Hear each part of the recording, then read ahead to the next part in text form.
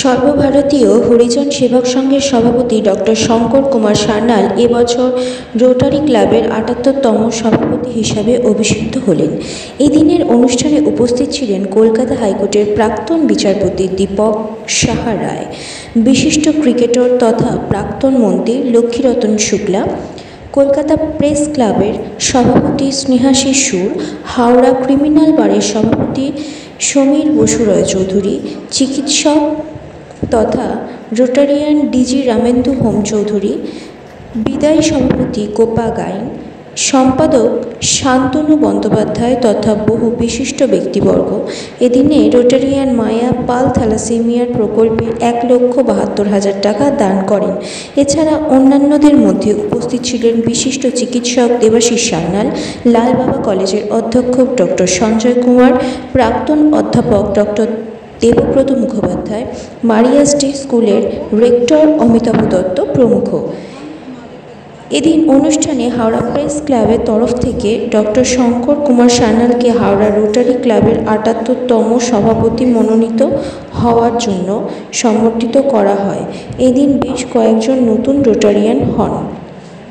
তার মধ্যে উল্লেখযোগ্য শিখা সান্যাল।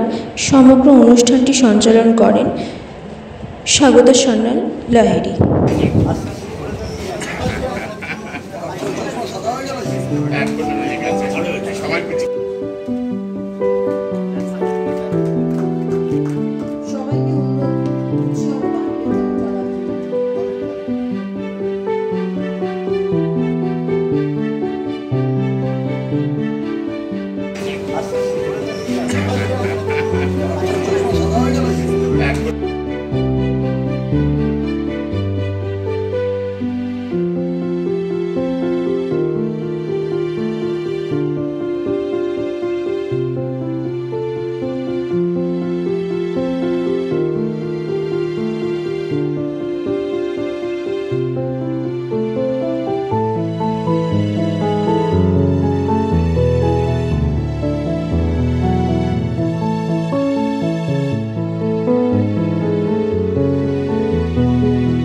শান্তনু ব্যানার্জি সহ বলল, আপনি সব জায়গায় আছেন, হাওড়া রোটারি ক্লাব আপনার থেকে কেন বঞ্চিত হবে?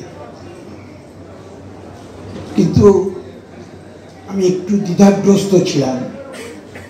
দেখুন, রোটারি সম্বন্ধে সারা বিশ্ব জানে, আবার এটাও জানে রোটারি মানেই বড় লোকের ক্লাব, এবং সেখানে বড় লোকরা বিভিন্নভাবে মানিয়ে চলা সম্ভব কিনা।